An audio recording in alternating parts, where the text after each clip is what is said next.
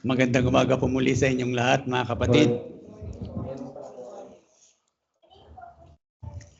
So kung sa inyo pong mga hawak na Biblia, kung may hawak po kayo, buksan po natin yung ating hawak na Biblia sa aklat po muli ni Dr. Lucas o sa Ebanghelyo ni Lucas. At nasa chapter 5 pa rin po tayo ngayon.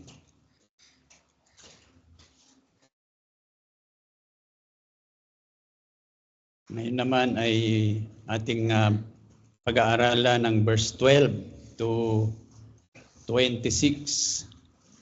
Pero bago po natin basahin yan,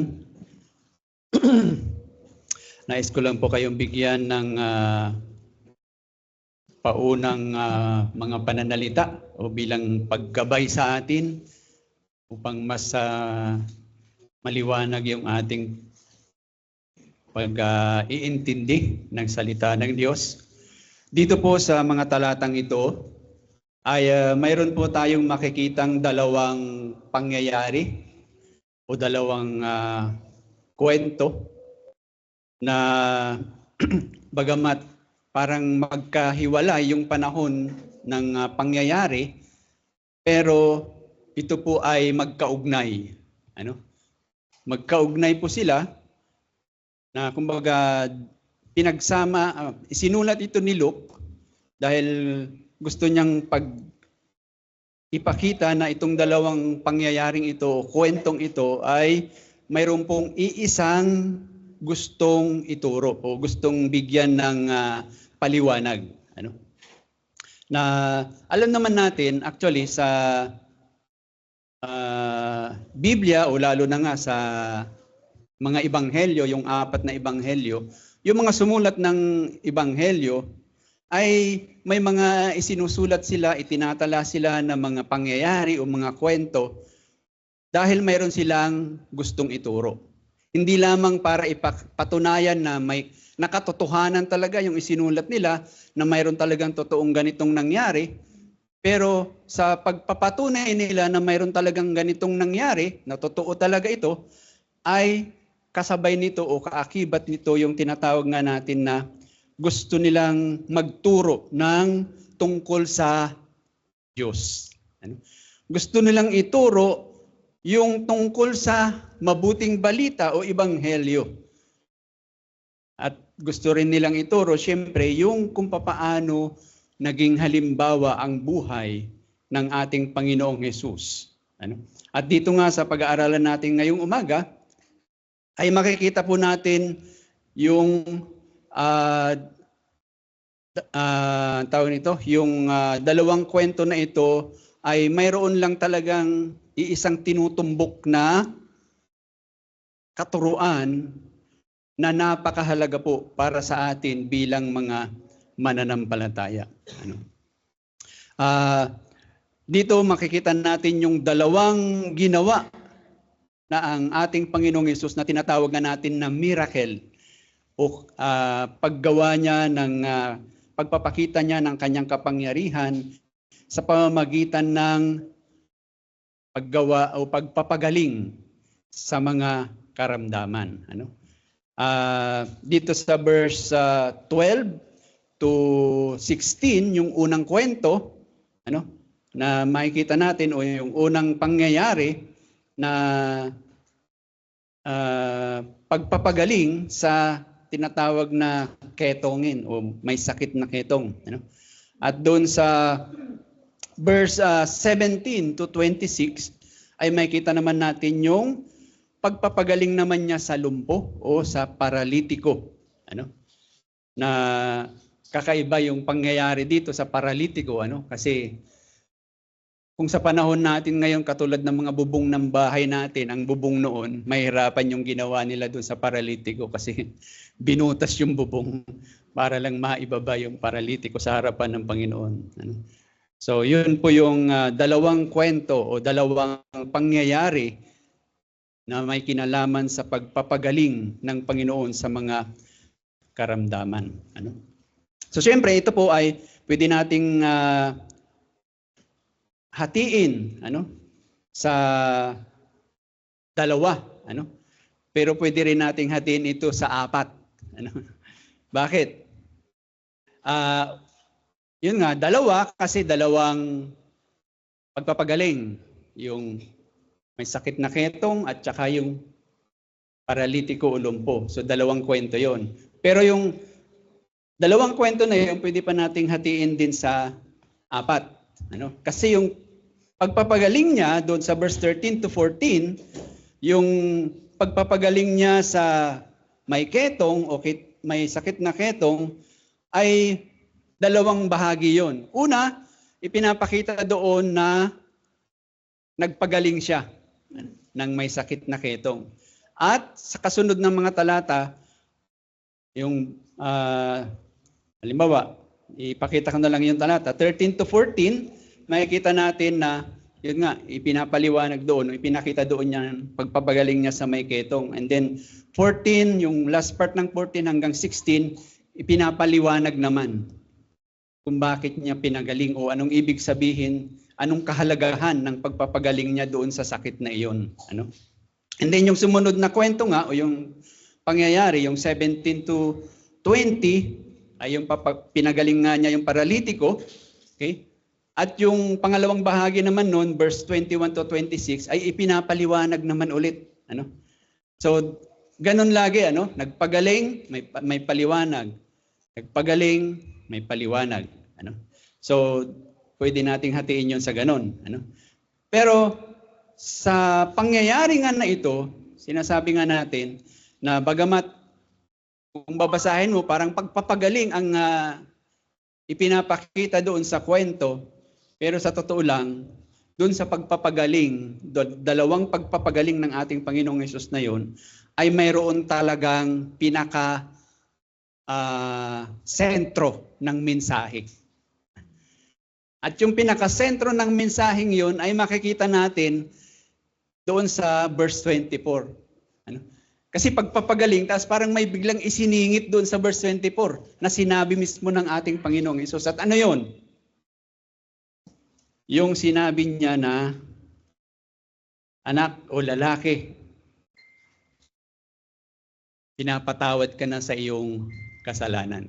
So sa madaling salita, ang dalawang kwento na ito na sinasabi nga natin, bagamat parang magkahiwalay ang panahon, magkahiwalay na araw ang pangyayari, pero iisa talaga ang tinutumbok o mayroon talagang pinakapuso ng mensahe sa dalawang pangyayaring ito. At ang ano yung pinakapuso ng mensahe dito? Yung tinatawag nga natin na pagpapatawad sa kasalanan. Yun talaga ang gustong bigyang diin ng Panginoon o gustong ipaliwanag ni Lucas. Ano? Na kumbaga ang ipinapakita dito, may tanong Ano? Sino ang makapag-aayos sa sinira natin dahil sa kasalanan? O pwede nating iba pang pananalita. Sino ang pwedeng luminis o maglinis sa ating karumihan dahil sa ating mga kasalanan? Ano? So siyempre tayo, karamihan sa atin, alam natin ang sagot niyan kasi marami na tayong natutunan sa salita ng Diyos. Ano ang sagot? Siyempre ang Diyos, walang iba. At dito sa kwento, makikita natin specifically, si Jesus ang makakagawa niyan. Si Jesus ang makakapag-ayos sa nasira dahil sa kasalanan. Pero, si Lucas, kung makikita natin, gusto niya na mas pag-isipan pa natin ng mas malalim yan. Ano?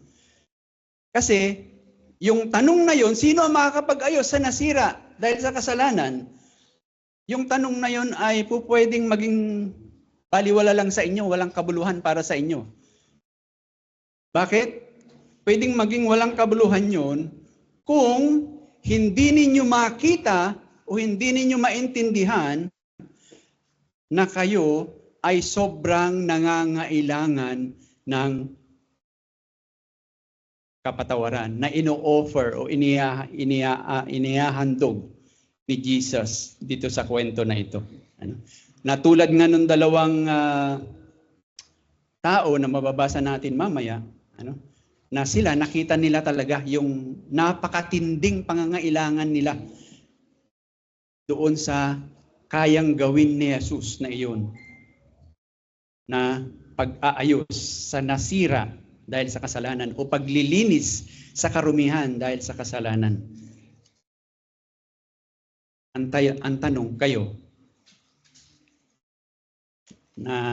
natanggap nyo na ba yon o naintindihan na ba ninyo yon? So bago po natin basahin ang salita ng Diyos, tayo po muna ay manalangin. Aming Ama, Diyos na makapangyarihan sa lahat. Tunay nga po na amin pong inaamin na ang aming kaisipan ay napakahirap umunawa. Yung aming mga mata ay malabo. At lalo nga po ang aming puso, Panginoon, ay napakatigas na napakahirap po itong makaramdam o kahirapan po itong tumanggap ng katotohanan. Kung kaya't isinusuko namin sa inyong aming mga sarili dahil alam po namin na napakarami pong mga tao ang alam ang inyong Biblia, memorize ang inyong Biblia, binabasa ang inyong banal na kasulatan, ngunit hindi po nila ito talaga naiintindihan, Panginoon. Dahil nga po, sa kami ay patay dahil sa kasalanan, kami ay bulag dahil sa kasalanan. Kung kaya't sinasamo namin ngayong umaga ang inyong banal na Espiritu, O Lord, na kumilos nga po kayo muli sa aming mga puso't isipan upang bigyan po kami ng buhay, buksan yung aming mata at gawing pusong laman muli yung aming puso upang kami nga ay makaunawa at makayanan magawa naming tanggapin at sampalatayanan ang katotohanan ng inyong banal na kasulatan. Pinagkakatiwala nga po namin ang lahat ng ito ngayon sa ngalan ng inyong anak na si Jesus. Amen. Pakinggan po natin ang salita ng Diyos sa aklat po ng sulat o sa Lucas chapter 5. Umpisa nga po sa verse 12 hanggang 26. Ito po ang salita ng Diyos. Samantalang siya ay nasa isa sa mga lungsod, may dumating na isang lalaki na puno ng ketong. Nang makita niya si Jesus, lumuhod siya at nakiusap sa kanya, Panginoon, kung nais mo ay maaari mo akong linisin. Iniunat niya ang kanyang kamay at siya ay hinawakan at sinabi, Nais ko, maging malinis ka.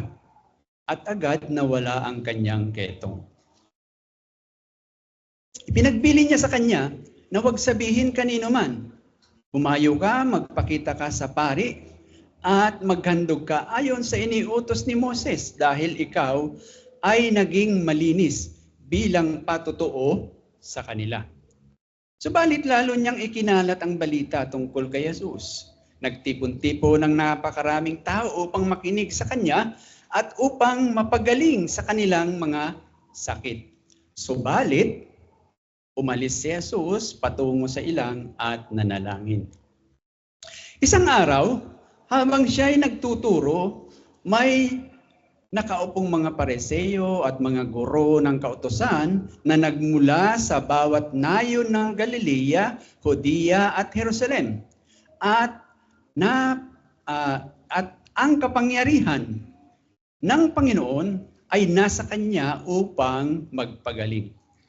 At may dumating na mga lalaking may dalang isang lalaking lumpo na nasa isang higaan at sinikap nilang maipasok ang lumpo sa bahay at mailagay sa harap ni Jesus. Subalit, dahil wala silang makitang daan dahil sa dami ng tao, umakyat sila sa bubungan ng bahay at ibinaba siya, pati na ang kanyang higaan mula sa binutas nilang bubungan na sa gawing gitna sa harapan ni Jesus. Nang makita niya ang kanilang pananampalataya ay sinabi niya, Lalaki, pinapatawad ka na sa iyong mga kasalanan. Ang mga eskriba at ang mga Pariseo ay nagsimulang magtanong, Sino ba ito? na nagsasalita ng mga kalapastanganan. Sino ang makapagpapatawad ng mga kasalanan maliban sa Diyos lamang? Subalit batid ni Jesus ang kanilang mga iniisip at sinasabi sa kanila at sinabi sa kanila, bakit ninyo ito pinag-aalinlanganan sa inyong mga puso? Alin ba ang mas madali? Ang sabihing pinatatawad na ang iyong mga kasalanan o ang sabihing tumindig ka at lumakad? Ngunit upang malaman ninyo na ang anak ng tao ay may otoridad sa ibabaw ng lupa na magpatawad ng mga kasalanan, sinabi niya ito sa lumpo. Sinasabi ko sa iyo, tumindig ka, buhatin mo ang iyong higaan at umuwi ka sa bahay mo. Kaagad siyang tumindig at sa harapan nila ay binuhat ang kanyang higaan at umuwi sa kanyang bahay na niluluwalhati ang Diyos. Labis na namangha ang lahat at niluwalhati nila ang Diyos. Napuno sila ng takot na nagsasabi, nakakita kami ngayon ng mga bagay na katakataka. Purihin po ang pagbasa sa banal, inspired at hindi nagkakamaling salita ng ating Panginoon. Nawa siya ang patuloy na magtanim nito sa ating mga puso't isipan. Okay, so sabi nga natin kanina, na ang dalawang pangyayaring ito o dalawang kwento na ito tungkol sa pagpapagaling ng ating Panginoon ay mayroon po talagang iisang mensahe na gustong ituro sa atin o bigyan diin. At ano nga ito? Ito po yung tinatawag nga na forgiveness of sins o pagkapatawaran o pagpapatawad sa mga kasalanan. Na kumbaga sinasabi dito o ituturo sa atin dito na yan po talaga ang pinaka pangangailangan ng tao. Yan yung pangangailangan ng isang taong tulad natin na kumikilala sa ating pagiging makasalanan sa harapan ng Diyos. Okay? Pangalawa, dito makikita din natin yung paliwanag o pagtuturo na tanging si Jesus lamang, okay, ang mayroong kapangyarihan na gawin yung pagpapatawad na yan. Siya lamang yung may authority na magbigay ng kapatawaran sa mga kasalanan o sa mga makasalanang tulad natin. And pangatlo, makikita din natin na kung saan nanggaling, kung bakit mayroon siyang otoridad o kung bakit mayroon siyang kapangyarihan na magpatawad. Mayroon siyang babanggitin mamaya na sinabi niya upang makita ninyo na ang anak ng tao o Son of Man. So yun po yung dahilan kung bakit siya lamang o kung bakit mayroon siyang kapangyarihan na gawin ang pagpapatawad na ito. Dahil siya yung tinatawag na Son of Man, siya yung Messiah, siya yung second person sa Trinidad. Yung Diyos anak. At makikita natin na hindi lang siya yung dakilang propeta, kung hindi siya yung tinatawag nga nating Diyos na nagkatawang tao na pumunta sa mundong ito upang ihandog ang kanyang buhay para sa ikaliligtas ng kanyang mga tinawag o kanyang mga mananampalataya. Okay? So una, yan. Sa verse 13 to 14, 13, dali ah.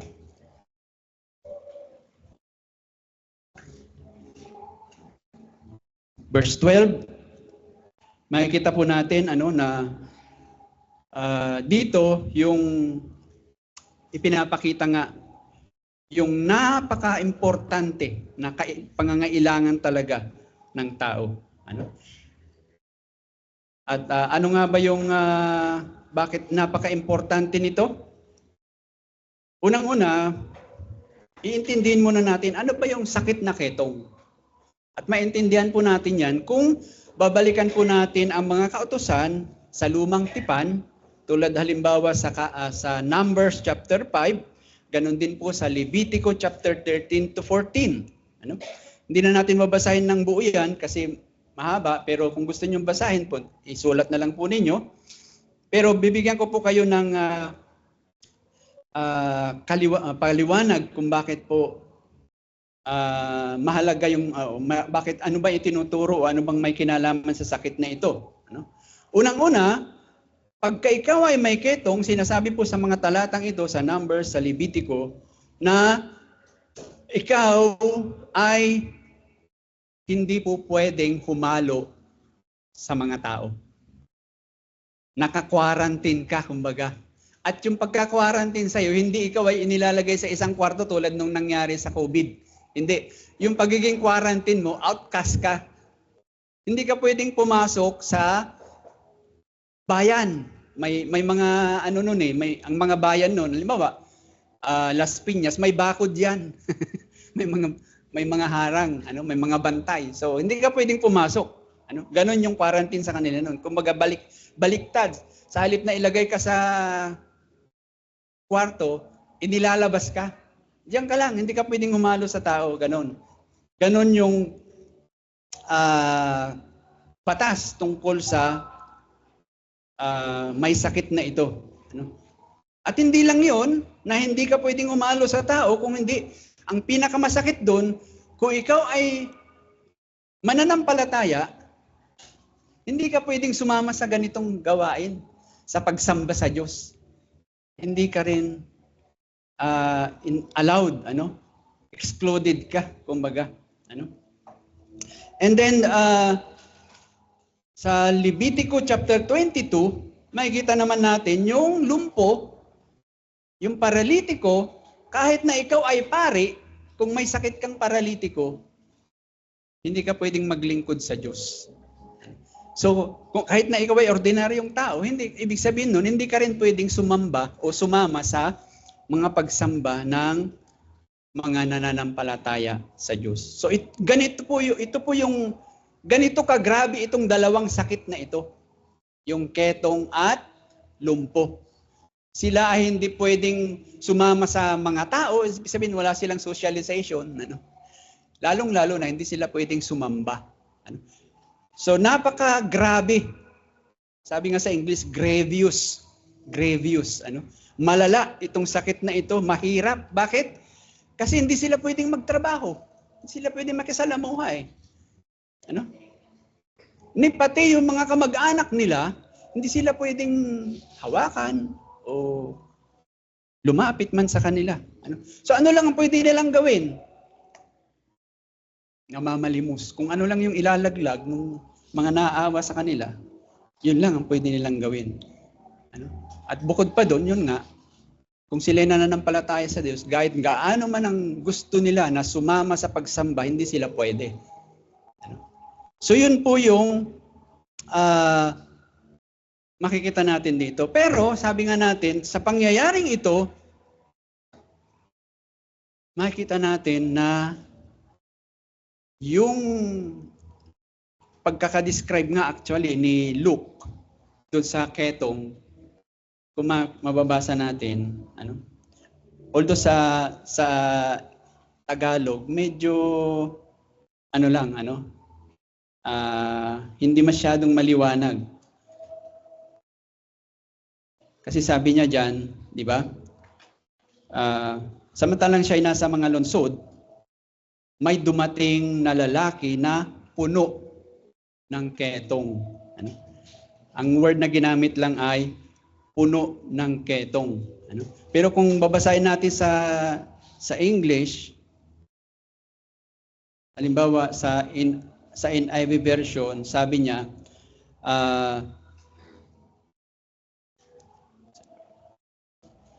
while he was in the town, a man came along who covered with leprosy. Medyo mababaw din sa NIV. Pero sa New King James Version, sabi niya dyan, man who will full of leprosy. Ano? Full of leprosy. Ibig sabihin, sa Tagalog nga, puno ng ketong. Ano? Kung makikita po natin, si Lucas, iba talaga ang description niya sa mga sakit eh. Di ba? Naalala niyo yung nakaraan? Parang naipapakita talaga niya yung kanyang pagiging doktor. Ano? Kasi kung babasahin niyo yung mga ibang kwento o ibang pagsusulat niyan sa lahat ng ebanghelyo na katulad din sa pangyayaring ito, wala silang binanggit na puno ng ketong. Sinabi lang nila ketong. Ano? Wala silang nilagay na puno ng ketong. O sa English, full of leprosy. Ano? Wala silang inilagay na ganun. Pero si Lucas, sinabi niya yon. Pero ano ba ang makikita natin dito? Kahit sa ganitong kalalagayan ng sakit ng taong ito, na kung babalikan nga natin sa lumang tipan, ito ay hindi lang yung sakit na nakakahawa nung kanilang kapanahunan, sa tingin nila nakakahawa talaga, kung hindi ito ay nakakapagparumi din sa tao kung mahawakan niya ito. Ano? Kung madikit siya dito, pati siya, kung yung, di ba yung leprosy, ay yung ketongin, hindi pwedeng makisalamuha sa tao, hindi pwedeng sumamba. Kung nahawakan mo siya, dalawa na kayo na hindi pwedeng gawin yun. Mahahawa ka. Ano? Yun yung kalalagayan ng taong ito. Pero ano makikita natin dito? Kahit sa ganitong kalalagayan ng taong ito, pinansin siya ng ating Panginoon. Na sa ganitong kalalagayan ay ipinapakita dito ng ating Panginoon na hindi hadlang, hindi hadlang ang ganitong kalalagayan na siya ay kumbaga, ano matawag natin dito? Excommunicated or yung outcast o excluded. Hindi siya po pwede. Pero kay Jesus, pwede siya. At hindi lang siya basta pwede. Makita natin yung description, yung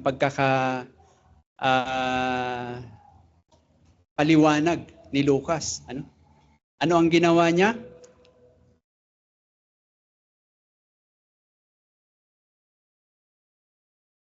Sabi doon,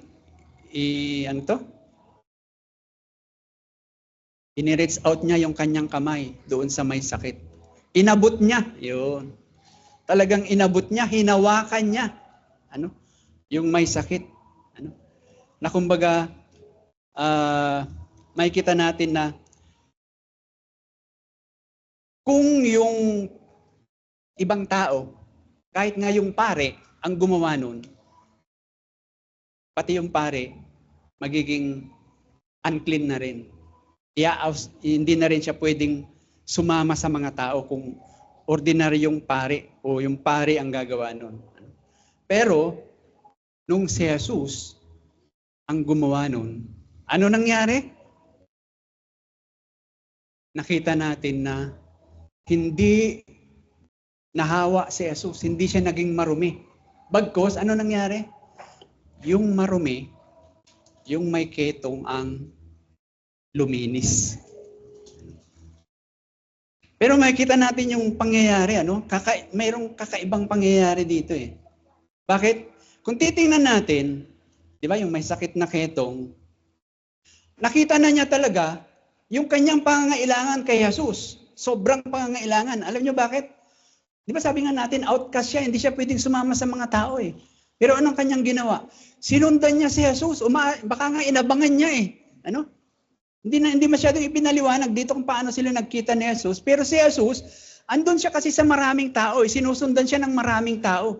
So paano nakapunta yung ketong doon sa presensya ni Jesus? Yeah.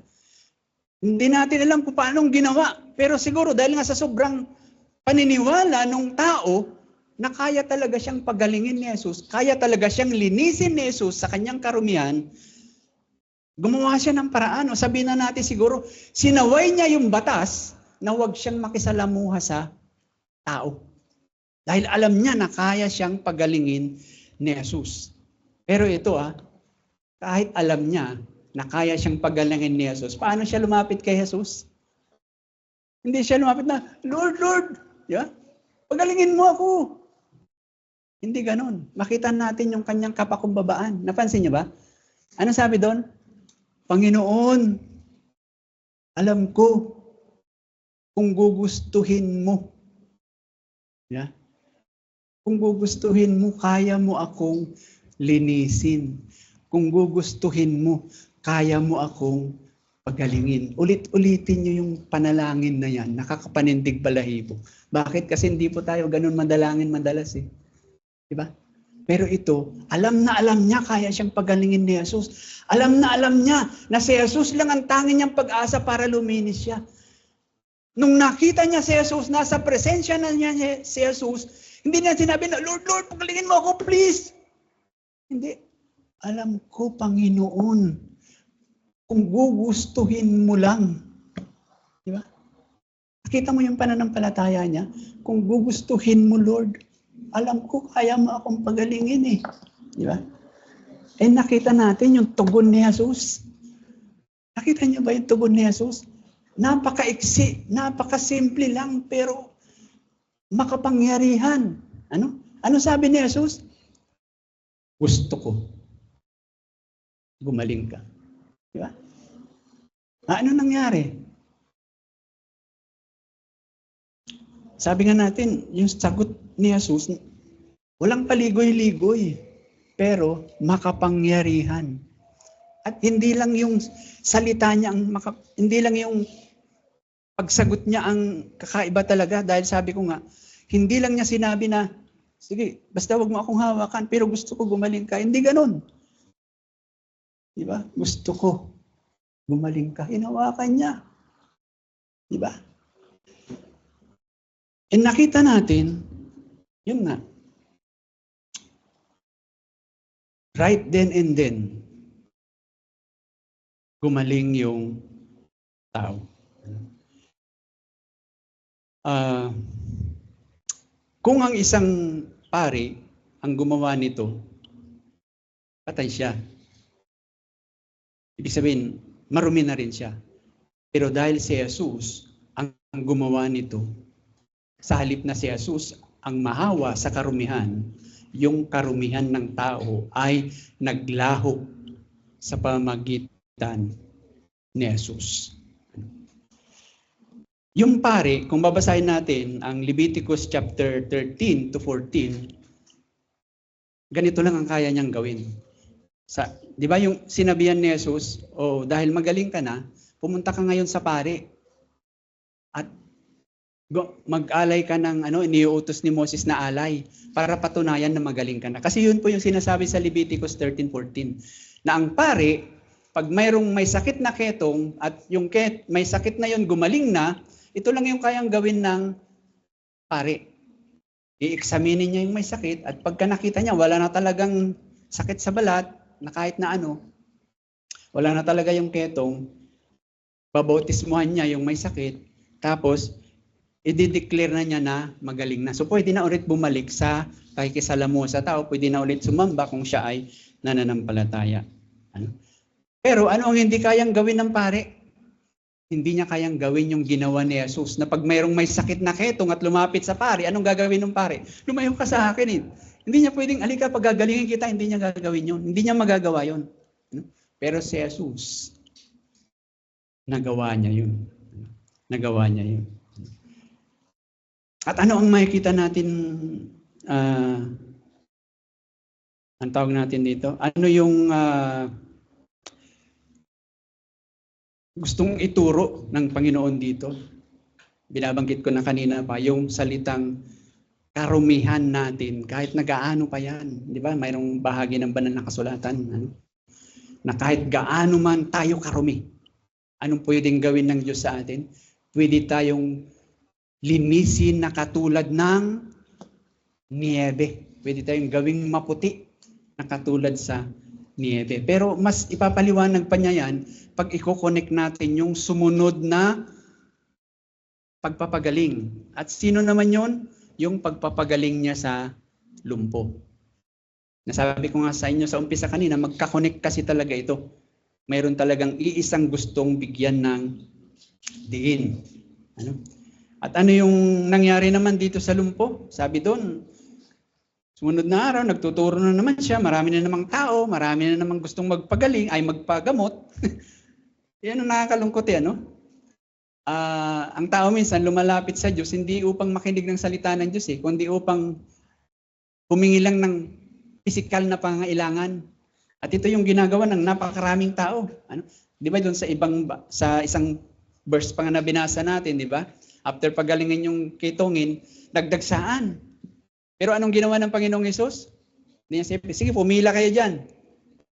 Hindi. Iniwanan niya sila, nagpunta sa ilang, sabi doon, at nanalangin. Kasi hindi yun yung layunin niya eh. Hindi yung para ipakita lang ang kanyang kapangyarihan. Kundi ang layunin niya, ito nga, dito sa pangyayari sa lumpo, makikita natin ano talaga yung gustong gawin o gustong ituro sa pangyayaring ito. Di ba? May lumpo na dumating naman habang nagtuturo siya.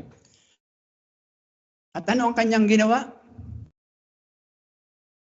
Ang sabi doon, anak, pinapatawad na ngayong kasalanan.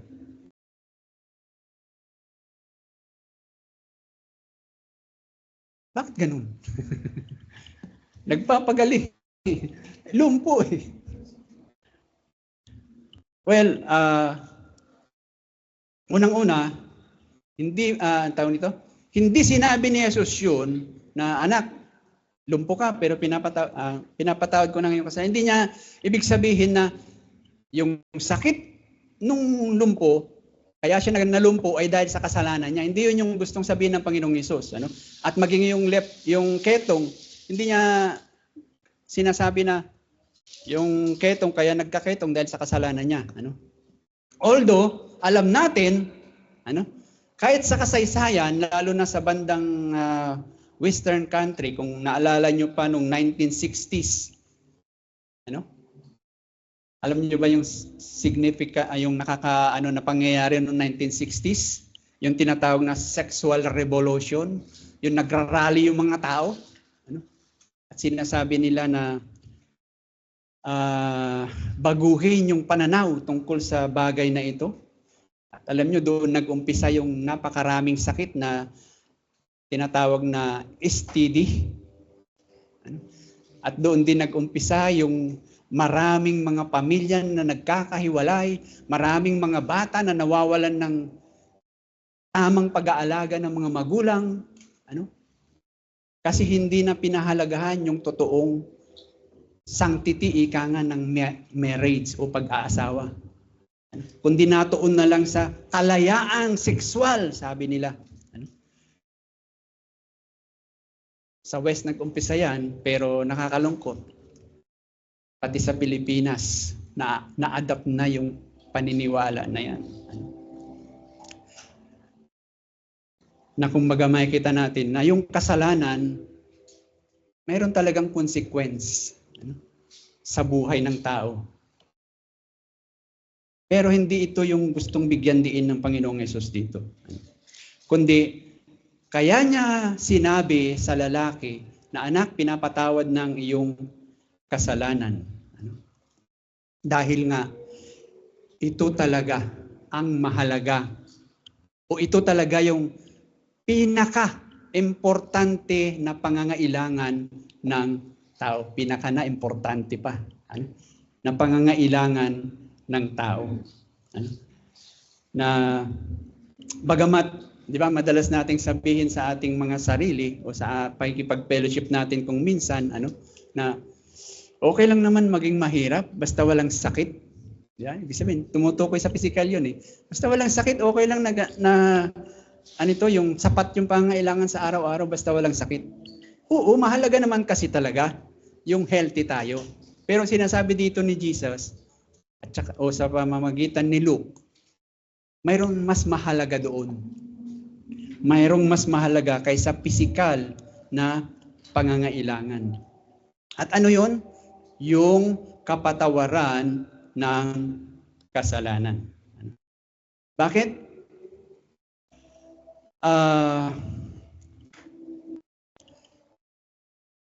Kahit nasa iyo na ang lahat ng karangyaan o gusto mo sa mundong ito, kung ikaw ay hindi pa tumatanggap ng kapatawaran sa iyong kasalanan, nasa anong estado ka? Ikaw ay nasa ilalim pa rin ng tinatawag na pagkahiwalay mo sa Diyos. Ikaw ay nasa ilalim sa hatol ng Diyos. At ikaw ay nakatakdang tumanggap ng walang hanggang kaparusahan dahil sa kasalanan. Na kumbaga, sinasabi dito ni Luke is that walang pagpapala o walang bagay sa mundong ito, kahit na gaano man kalaki yan, gaano man kadami yan, hindi mo talaga ma-enjoy yan kung hindi ka nakakatanggap muna ng kapatawaran ng Diyos sa iyong mga kasalanan. Yan po yung gustong i-emphasize dito ni Lucas sa pamamagitan nga ng ating Panginoong Hesus. Kung kaya't sinabi niya doon sa may sakit, pinapatawad ng iyong kasalanan.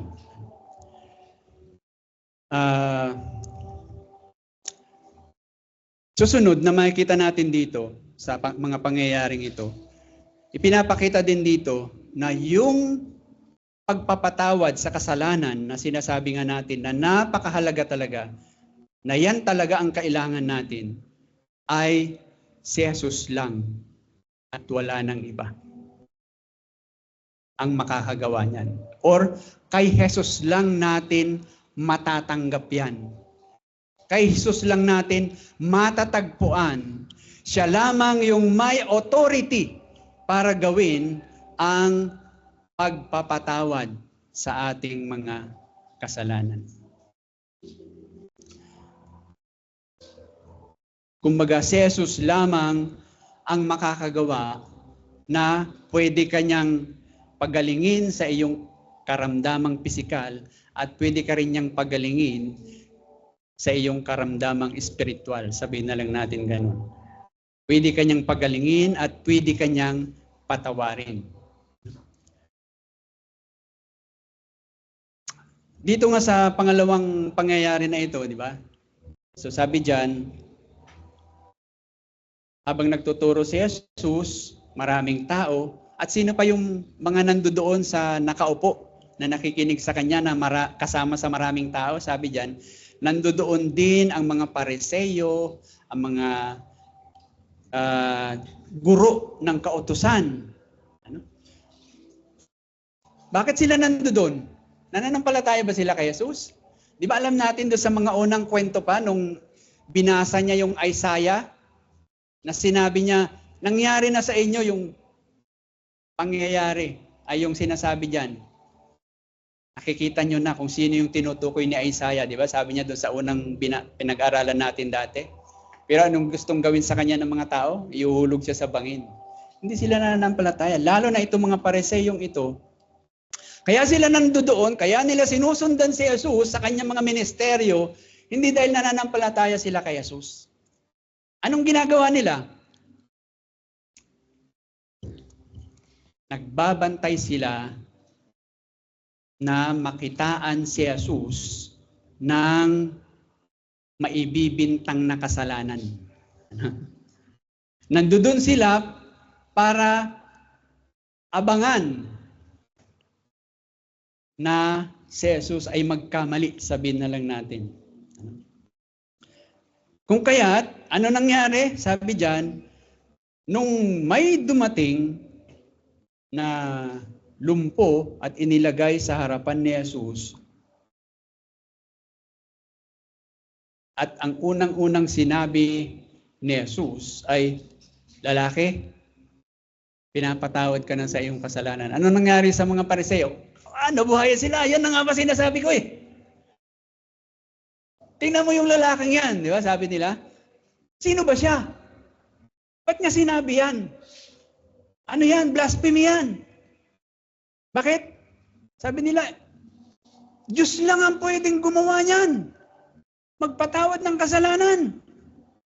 Ano?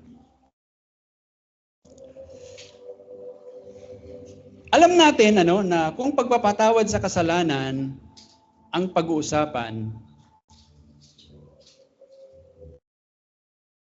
alam natin yan, di ba? Tayo, nagpapatawad tayo sa isa't isa.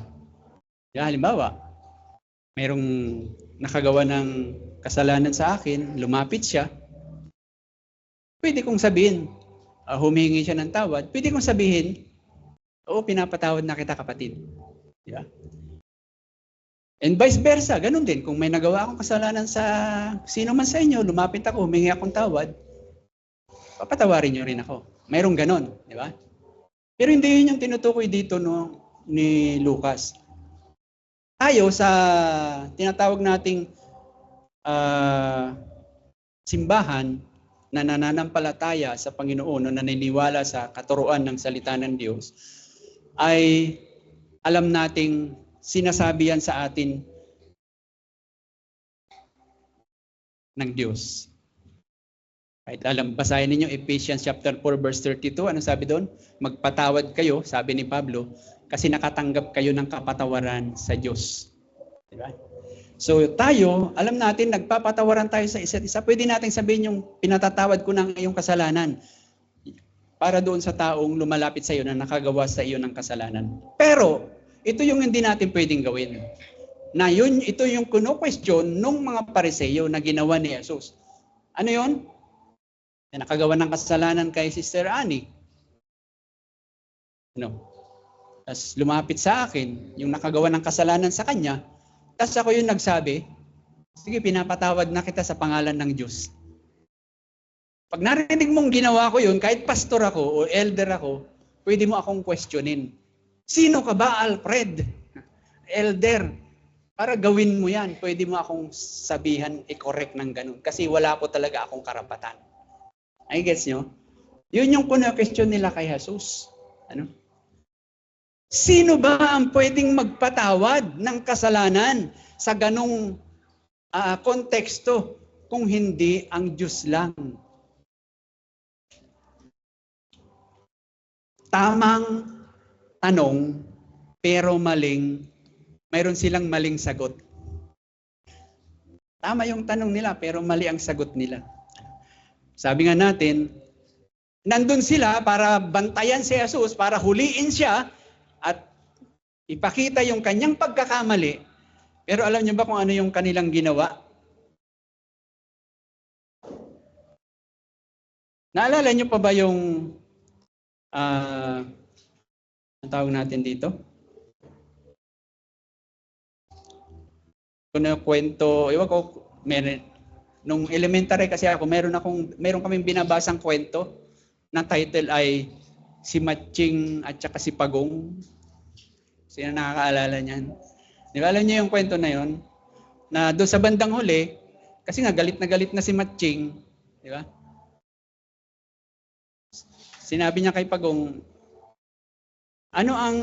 di ba, marami siyang sinabi. Pero nung huli, sabi, itatapon kita sa ilog. Sabi ni Pagong, ayaw ko, hindi ako marunong lumangoy. Naniwala si Matching, di ba? Tinapon niya si Pagong sa ilog. Pero hindi niya alam, yun pala ang tirahan ng Pagong. Na kumbaga, nag-isip si Matching na akala niya, madadali niya si Pagong, pero sa kabaliktaran, yun pa ang nakabuti kay Pagong.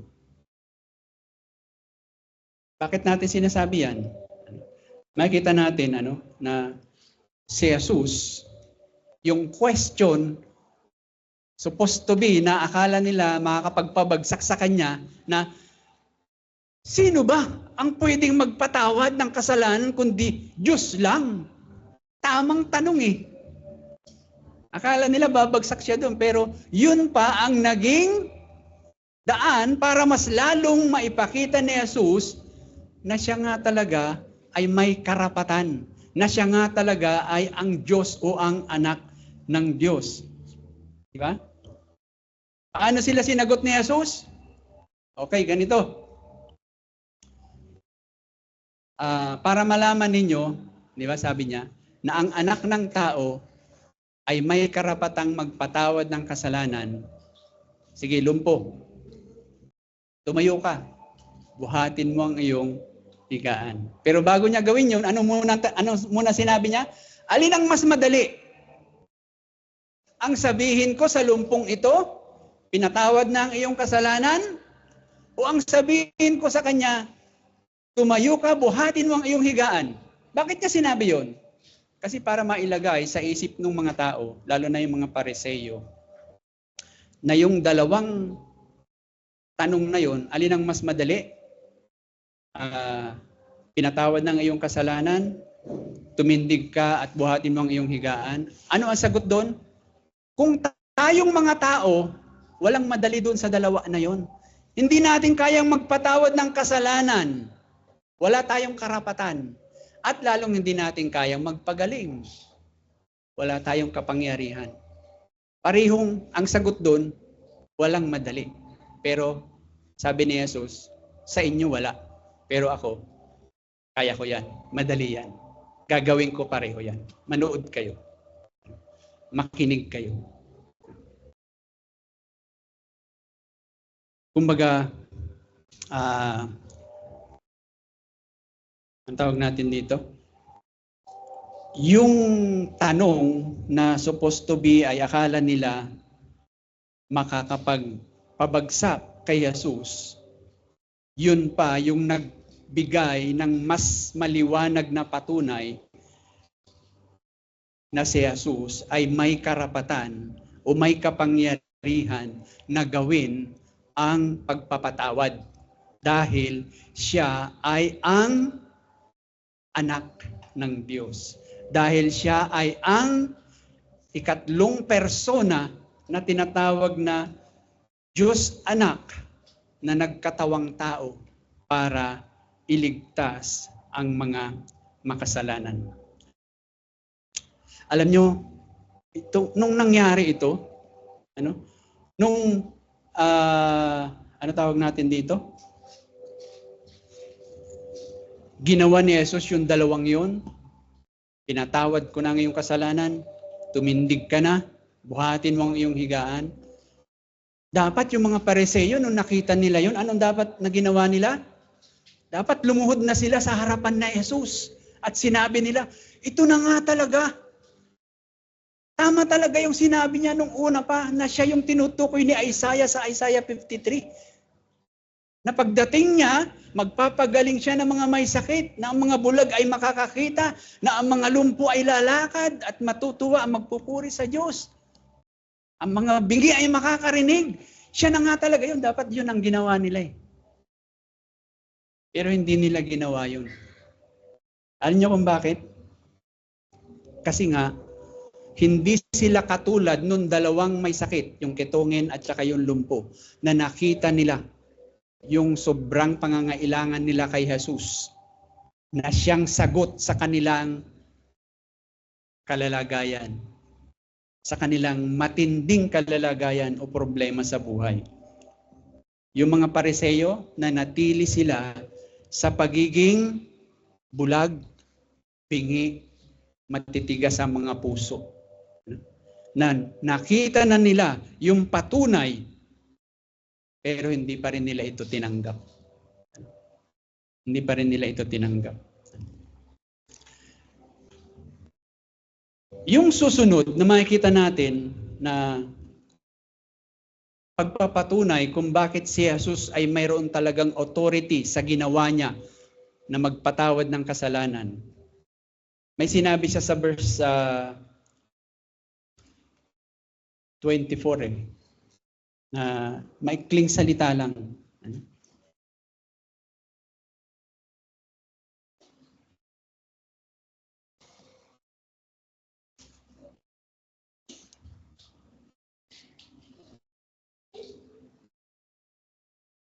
Ano sabi niya dito? Ngunit upang malaman ninyo na ang anak ng tao ay may otoridad sa ibabaw ng lupa na magpatawad ng kasalanan. Anak ng tao. Alam niyo ito yung ginagamit naman ng mga hindi naniniwala nga kay Jesus na sinasabi nila, hindi Diyos yan. Sabi nga niya mismo, anak ng tao lang siya. Pero hindi po yun. Kung nagbabasa po kayo, actually yung anak ng tao na yan ay paulit-ulit na bibigkasin ng Panginoong Hesus yan every time na ipapakilala niya yung kanyang sarili na siya nga yung pangalawang persona sa Trinidad, na siya yung tinatawag na Diyos Anak. Lagi niyang sasabihin, ako ay ang anak ng tao. At sa Ebanghelyo pa lang na ito, sa sulat ni Lucas, sasabihin po ni Jesus yan ng 26 times, yung anak ng tao. At sa buong Ebanghelyo, kung bibilangin natin, nasa mga 80 or more, nababanggitin yung ni Jesus yung salitang yan patungkol sa kanyang sarili.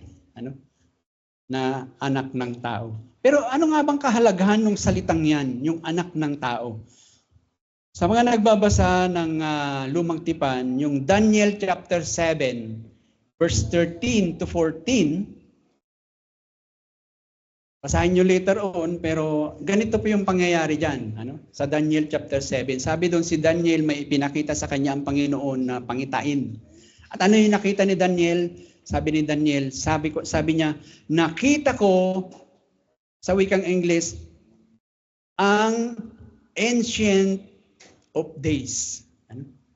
O ang matanda sa mga araw. Nakita daw ni Daniel yung matanda sa mga araw. Ano ba itong matanda sa mga araw na ito na nakita ni Daniel? O sino ba ito? Sino ba yung tinutukoy ni Daniel na matanda sa mga araw? Walang iba kung hindi ang Diyos. Dahil ang Diyos lang ang nandoon na bago pa magkaroon ng panahon. Ang Diyos lang yung tinatawag nga natin na laging nandoon. Wala pa ang lahat, nandoon na ang Diyos. Yung ibang pananalita sa yung ex nihilo. Bago pa ang lahat. Siya yung alpha, siya yung omega, siya yung umpisa at siya yung katapusan. Ang Diyos yan. So yun yung nakita ni Daniel na tinatawag niyang Ancient of Days. O yung sa Tagalog nga matanda sa mga araw. At doon sa pangitain niya na yon, na nakita niya yung Ancient of Days, ano nakita niya pa doon? Mayroon daw lumapit doon sa Ancient of Days na yun. At ano ang tawag doon sa lumapit na yun? Ang tawag doon sa lumapit na yun ay ang anak ng tao. The Son of Man. The Son of Man. And ano ang ginawa ng Ancient of Days? Kung babasahin natin yun, and the Ancient of Days give to the Son of Man, dominion, power, authority, honor, mighty glory, and blessings. Lahat-lahat ng mga tinatawag nating pagiging makadiyos ay ibinigay sa tinatawag na Son of Man. So, nung sinabi ni Jesus na para malaman ninyo na ang anak ng tao ay may kapangyarihan o karapatan na magpatawad ng kasalanan, anong gusto niya sabihin? Alam ninyo ang sinasabi ni Daniel sa kanyang pangitain tungkol sa anak ng tao? Ako yun. Nasa harapan na ninyo ako. Yun yung gustong sabihin ni Jesus doon. Ako yun. Ako yung sinasabi na iyan ni Daniel. Pero sabi nga natin, sa halip na manampalataya ang mga Pariseo, nanatili sila sa kanilang pagiging bulag. Hindi nila tinanggap na kailangan nila si Jesus bilang siya yung magbibigay ng kalutasan sa problema talaga ng tao, which is ang kasalanan.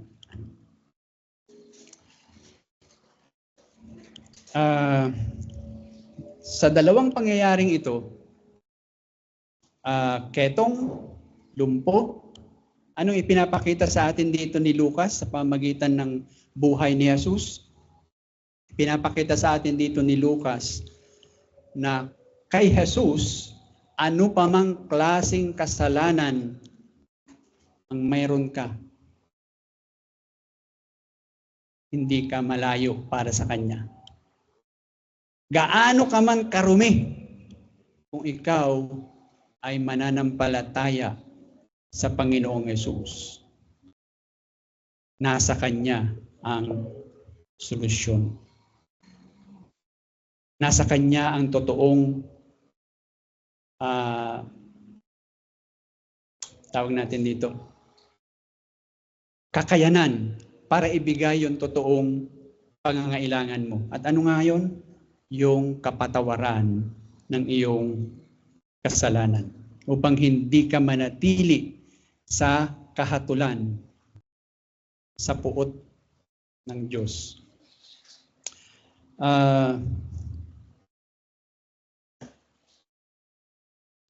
Ito, makinig kayo.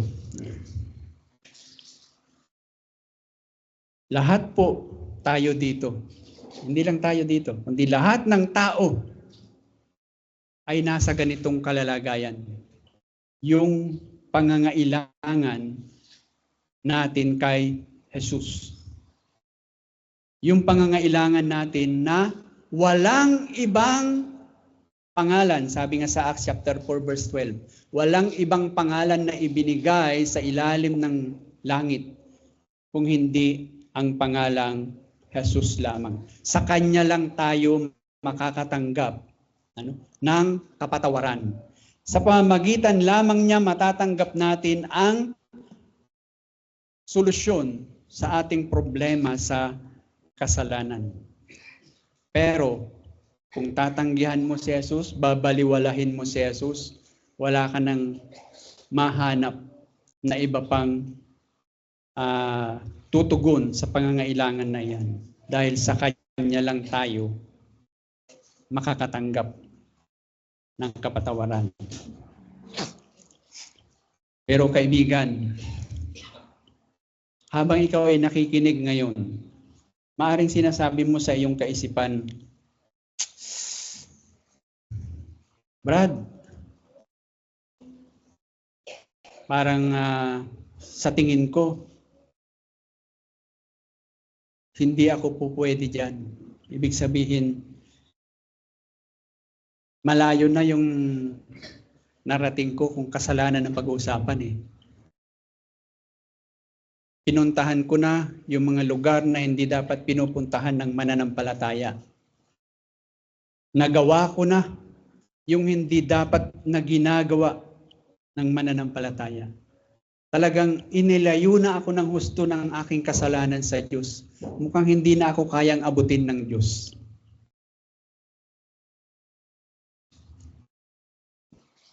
Dapat talaga sa akin itakwil na ng Diyos. Kung iniisip mo yan ngayon, gusto ko lang ulit ipaalala sa iyo ang ginawa ng Panginoong Hesus. Yung ketungin, outcast din siya. Hiwalay siya.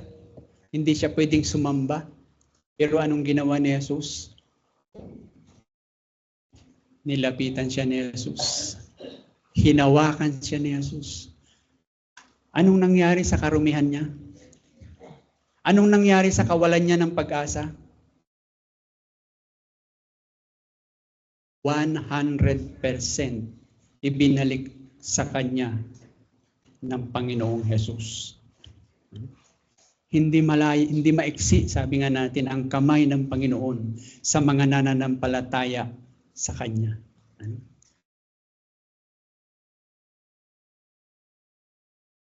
Sinasabi sa atin ngayon sa pamagitan nga, o sinasabi ng Panginoon sa pamagitan ni Lucas na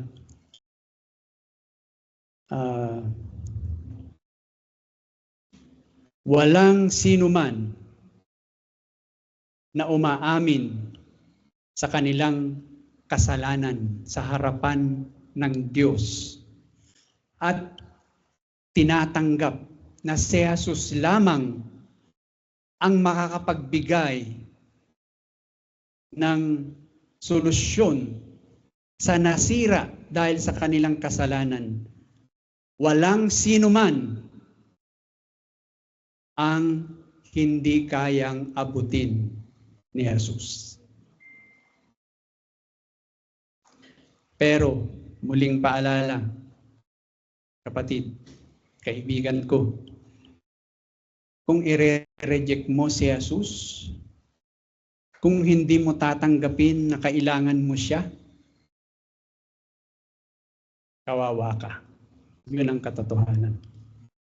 Dahil wala na pong ibang makakapagbigay sa atin ng tulong o solusyon sa problema nating iyan tungkol sa kasalanan maliban sa pangalan o kay Jesus lamang. Tayo po'y manalangin. Amang banal at aming Diyos na makapangyarihan sa lahat, tanggapin mo po ang lahat ng aming papurit pasasalamat sa katotohanan ito. Na kayo ang Diyos na labis nga pong nagmahal sa amin. Kayo ang Diyos na hindi kayang hadlangan ng aming mga pagkakasala. Bagkus, handa mong ibinigay ang iyong bugtong na anak sa pamagitan ng aming Panginoon at tagapagligtas na si Jesucristo upang kami nga ay bigyan ng katiyakan na kung kami mananampalataya sa Kanya, sa Kanyang Ebanghelyo, na siya ay namatay para sa amin upang tubusin at linisin kami sa aming mga pagkakasala, ay alam namin, Panginoon, ng iyong pangako ng kapatawaran at paglilinis ay mapapasa amin. Tulungan mo po kami na tunay ngang panghawakan lamang ang ginawa ng aming Panginoong Hesus at aminin ang aming mga pagkakasala sa Kanyang harapan. Itong aming dalangin ngayon sa ngalan ng inyong anak na si Jesus. Amen.